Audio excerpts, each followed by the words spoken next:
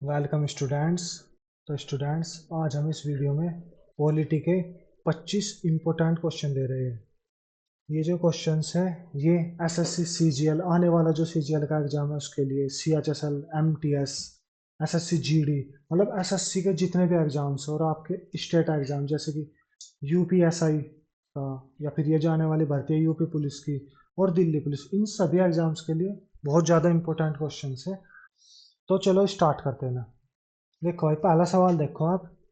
पहले सवाल में क्या कहा हुआ है इन्होंने, निम्नलिखित में से किसने अनुशंसा की थी कि किसी व्यक्ति के अधिकारों को दो श्रेणियों में विभाजित किया जाना चाहिए, न्याय और अन्याय। संविधान मसौदा समिति के द्वारा स्वीकार किया गया था। मतलब किसने रेकमेंड किया था भाइयों कि जो राइट्स हो किसी भी इंडिविजुअल के, वे दो चीजों में डिवाइड होने चाहिए, जस्टिसेबल और नॉन जस्टिसेबल। तो ये आपका कहा था भाई इन्होंने बीएन राव जी ने। तो पहले का आपका हो जाएगा बीएन राव। ठीक है भाई। अब अगले क्वेश्चन पे आते हैं। भारतीय संविधान के निम्नलिखित में से किस अनुच्छेद के तहत राष्ट्रीय अनुसूचित जाति आयोग की स्थापना की गई थी? मतलब किस आर्टिकल में इन्होंने जो हो नेशनल कमीशन की स्थापना की थी, वो भी शेड्यूल्ड कास्ट के लिए। ठीक है भाई। तो शेड्यूल कास्ट के लिए इन्होंने नेशनल कमीशन की स्थापना की थी आपके आर्टिकल 338 में। ठीक है भाई। अब जा अगले बात पे हैं। देखो ये वाला देखो, निम्नलिखित में से कौन सा संवैधानिक निकाय भारतीय संविधान के अनुच्छेद 338 के तहत स्थापित किया गया था? मतलब कि विच of the following constitutional bodies was established under article 338 of the Indian constitution? तो इसमें हो जाएगा भाई आपका ये पहले वाला, national commission for scheduled caste. ठीक है भाई। अब जा अगले पे आ जाओ। ये देखो आप, जब राष्ट्रीय आपातकाल की घोषणा की जाती है तो भारतीय संविधान का कौन सा अनुच्छेद स्वतः निलंबित हो जाता है? मतलब ऐसा कौन सा आर्टिकल है भारतीय संविधान का जो स्वतः निलंबित हो जाएगा जब नेशनल इमरजेंसी की घोषणा कर दी जाएगी? तो यह है भाई आपका आर्टिकल 19। चलो भाई अगले पे आ जाओ। देखो भाई, विच article of the Indian constitution imposes a duty on the center to ensure that government of every state is carried on under the provisions of the constitution? मतलब भारतीय संविधान का कौन सा अनुच्छेद केंद्र पर यह सुनिश्चित करने के लिए कर्तव्य निर्धारित करता है कि प्रत्येक राज्य की सरकार संविधानों के प्रावधानों के तहत चलती है? ठीक है भाई। तो इसका हो जाएगा आपका अनुच्छेद 355। ठीक है भाई। तो ये आपका इसका हो जाएगा उत्तर। अब अगले पे आ जाओ आप। अगला देखो भाई, in which of the following judgment of the Supreme Court of India said preamble is not part of the Indian constitution? मतलब सुप्रीम कोर्ट की किस जजमेंट में इन्होंने कहा था कि उद्देशिका जो जो हमारा प्रियम्बल हो वो भारतीय संविधान का हिस्सा नहीं है? ठीक है भाई। तो जो इन्होंने कहा था आपका बेरूबरी यूनियन केस 1960 में हुआ था जो। ठीक है भाई। तो इसका आपका कौन सा हो जाएगा? डी। ठीक है भाई। मैं जो में से थोड़ा इनसे एक बार हटा दूँ तो इसका आपका हो जाएगा डी। जो से भी मैं सही से कर दूँ।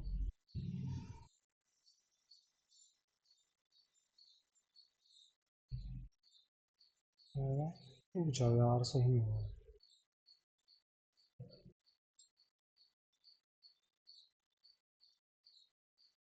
इसका हो जाएगा आपका डी, बेरूबरी यूनियन केस।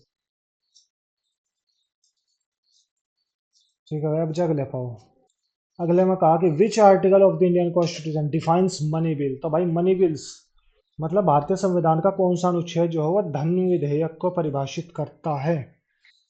ठीक है भाई। तो आपके धन विधेयक को परिभाषित करता है आपका अनुच्छेद 110। ठीक है भाई। अब जा अगले पे आ जाओ। The concept of justice in the preamble of Indian constitution is taken from, मतलब भारतीय संविधान की प्रस्ताव में न्याय की अवधारणा वो किस देश से लिया गया भाई? भारतीय संविधान की प्रस्तावना में न्याय की अवधारणा को बताओ भाई। तो ये आपके संविधान में ली गई है आपके रूसी क्रांति से। ठीक है भाई, अब अगले पे आ जाओ आप। अगला है भाई, at present how many states have special provision under part 21 of the Indian constitution, मतलब वर्तमान में भारतीय संविधान के भाग 21 के तहत कितने राज्यों में विशेष प्रावधान है? बताओ भाई कितने में? तो इसके ऑप्शन हो जाएंगे आपके 12। तो वर्तमान में भारतीय संविधान के भाग 21 के तहत 12 राज्यों को विशेष प्रावधान दिए गए हैं। 12 राज्य आपके पास कौन कौन है? आपका महाराष्ट्र हो गया, और भाई आपका गुजरात हो गया, आपका नागालैंड हो गया, आपका असम, मणिपुर, आंध्र प्रदेश, तेलंगाना, सिक्किम, मिजोरम, अरुणाचल प्रदेश, कर्नाटक एवं गोवा। तो आपको जो है ना, ये 12 के 12 स्टेट्स के बारे में पता होना चाहिए। ठीक है भाई, चलो अब जा अगले पे आ जाओ।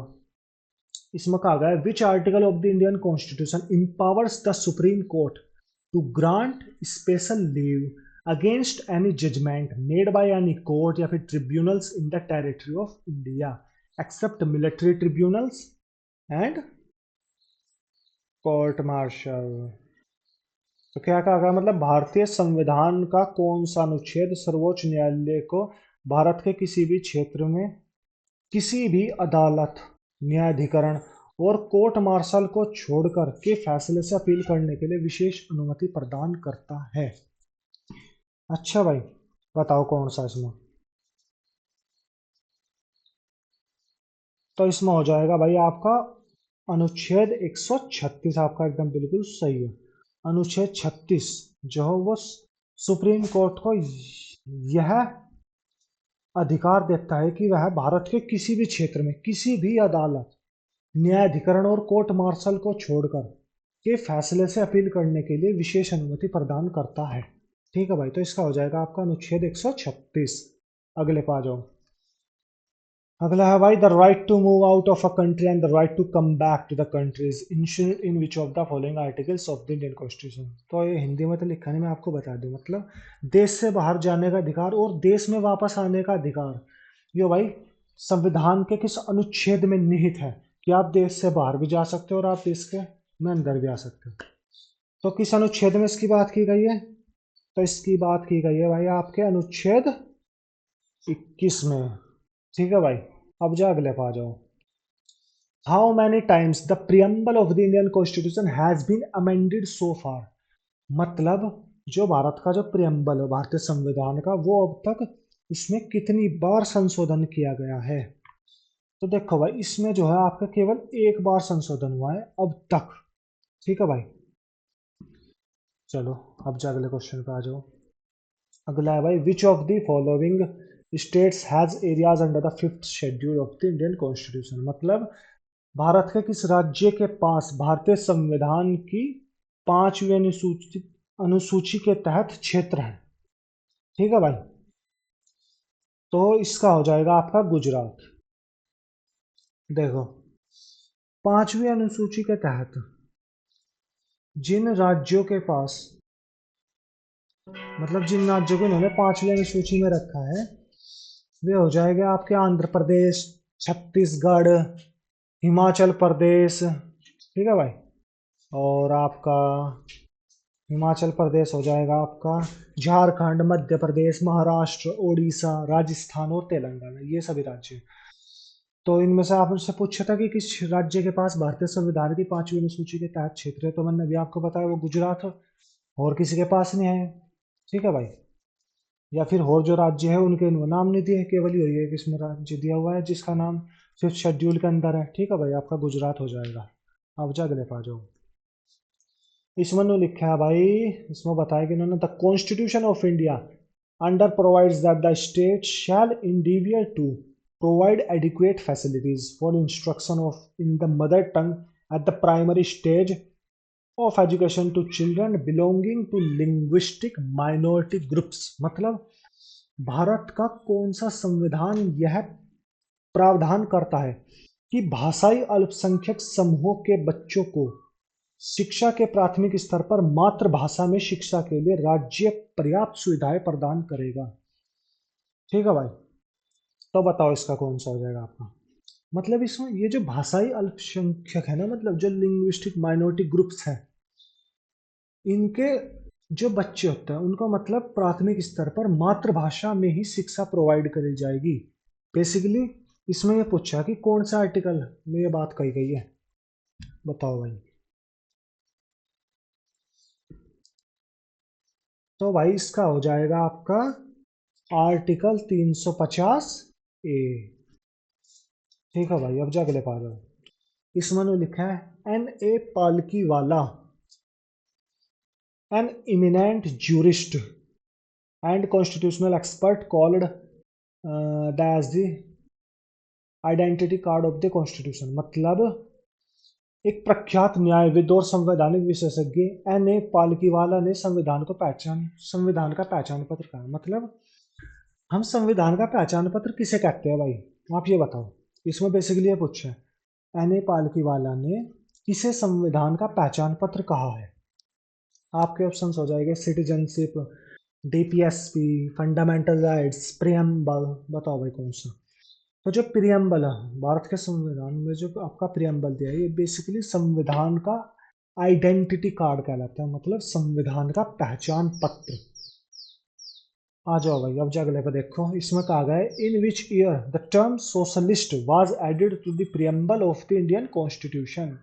मतलब समाजवादी जो आपका शब्द है, ये भारत के संविधान की प्रस्तावना, जिसे हिंदी में उद्देशिका कहते हैं, उसमें कब जोड़ा गया था भाई, बताओ। देखो तो इसका हो जाएगा भाई आपका 1976। ठीक है भाई, 1976 में 42वां संविधान संशोधन अधिनियम हुआ था भाई। 42nd कॉन्स्टिट्यूशनल अमेंडमेंट एक्ट हुआ था भाई आपका इसमें। 42nd कॉन्स्टिट्यूशनल अमेंडमेंट एक्ट, ये आपका बेसिकली 1976 में हुआ था भाई। और इसके तहत जो भारत का जो प्रियम्बल है, इसमें आपके 3 वर्ड जोड़े गए थे भाई, समाजवादी, धर्मनिरपेक्ष एवं अखंडता। तो बेसिकली उनमें से एक वर्ड है, इसमें इन्होंने पूछा भी है कि समाजवादी शब्द भारतीय संविधान की उद्देशिका में कब जोड़ा गया, तो 1976 में 42वें संविधान संशोधन अधिनियम के तहत। ठीक है भाई, अब जा नेक्स्ट पढ़ो। नेक्स्ट कहा गया है कि विच of the following articles of the Indian constitution deals with the annual financial statement of the state legislature. मतलब भारतीय संविधान का ऐसा कौन सा अनुच्छेद है जो राज्य विधायिका, यानी कि जो आपकी स्टेट लेजिस्लेचर है, के वार्षिक वित्तीय विवरण से संबंधित है। मतलब एनुअल फाइनेंशियल स्टेटमेंट्स जो संबंधित है। ठीक है भाई, तो इसका बताओ कौन सा हो जाएगा, बताओ जल्दी। तो इसका हो जाएगा भाई आपका अनुच्छेद 202। ये अनुच्छेद जो 202 है, ये बेसिकली डील्स करता है annual financial statement of state legislature, मतलब राज्य विधायिका के वार्षिक वित्तीय विवरण से। ठीक है भाई, अब जा अगले पा जाओ। अगला क्या कहा ना, which of the following articles of the Indian constitution directs the state to protect monuments of the national importance. मतलब भारतीय संविधान का ऐसा कौन सा अनुच्छेद है जो राज्य को राष्ट्रीय महत्व के स्मारकों की सुरक्षा का निर्देश देता है। बताओ भाई कौन सा है आपका इसमें, बताओ भाई जल्दी। कौन सा आर्टिकल है भाई इंडियन कॉन्स्टिट्यूशन का जो राज्य को कहता है कि उन्हें प्रोटेक्ट करना है, जो राज्य कहता है to protect monuments of the national importance, मतलब राष्ट्रीय महत्व की स्मारकों की सुरक्षा का निर्देश देता है। ठीक है भाई, तो इसका हो जाएगा आपका आर्टिकल 49, बिल्कुल एकदम से करेक्ट आंसर। चलो भाई अब जा अगले पा जाओ। इसमें कहा गया आपका part 14A of the Indian constitution deals with which of the following, मतलब भारतीय संविधान का जो भाग 14 का ए है वह किससे संबंधित है? Citizenship, tribunal, centre state relations या फिर जुडिशियल रिव्यू? बताओ भाई। तो आपका जो भारतीय संविधान का जो भाग 14 का ये है, यह बेसिकली आपका जो रिलेटेड है वो है आपका भाई ट्रिब्यूनल्स, यानी कि न्यायाधिकरण से। ये आपका बिल्कुल एकदम से सही आंसर हो जाएगा। जो मैं से एक बार थोड़ा वो सही सा कर देता हूँ, एक सेकंड रुको भाई।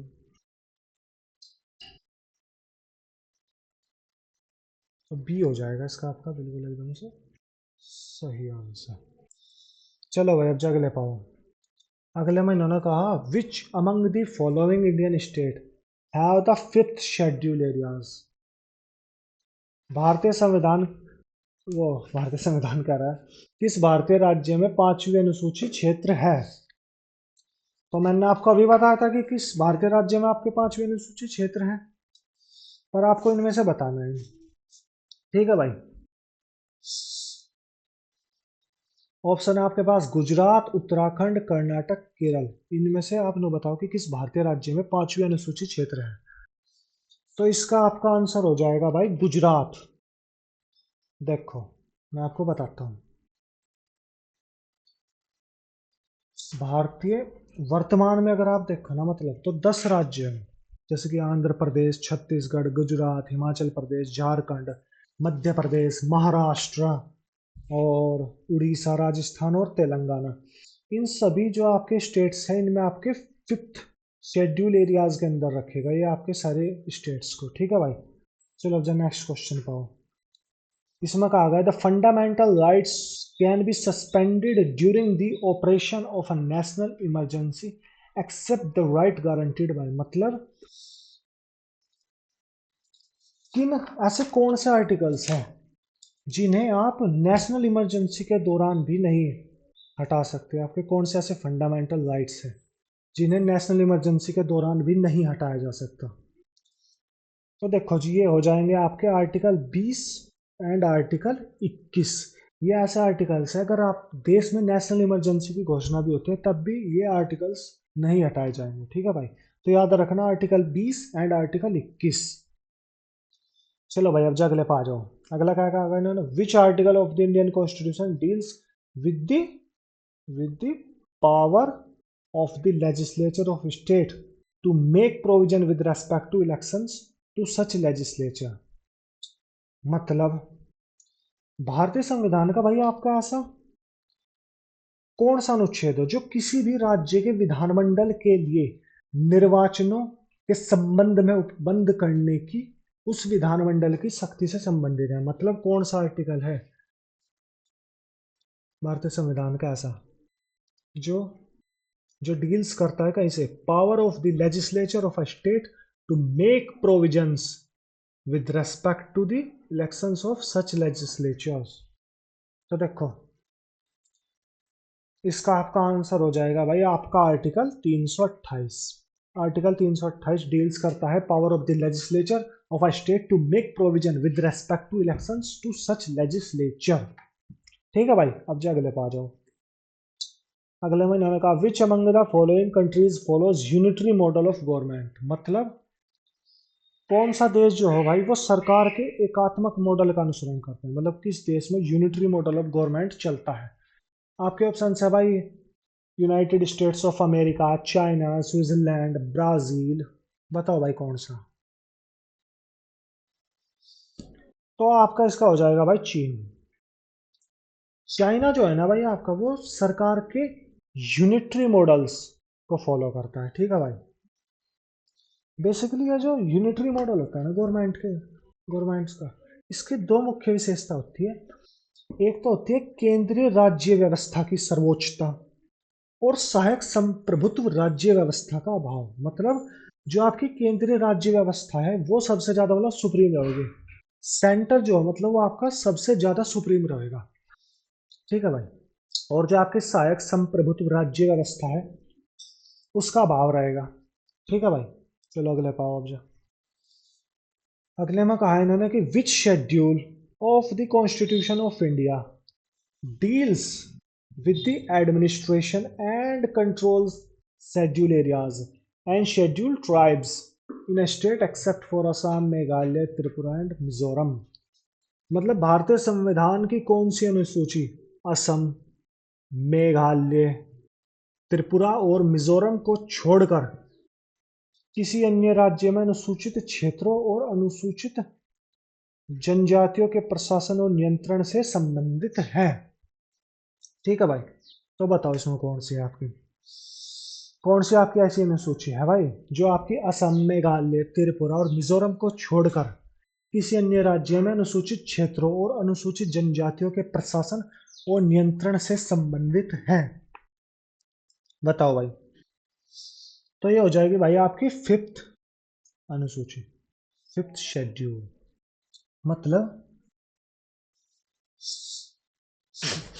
जो आपकी फिफ्थ शेड्यूल है ना, बेसिकली उसमें इन्होंने साफ साफ कहा है कि आपके असम, मेघालय, त्रिपुरा और मिजोरम को छोड़कर किसी राज्य में अनुसूचित क्षेत्रों और अनुसूचित जनजातियों के प्रशासन और नियंत्रण से संबंधित है। लेकिन ये जो चार राज्य हैं ये इससे संबंधित नहीं है, फिफ्थ शेड्यूल। ठीक है भाई आपका।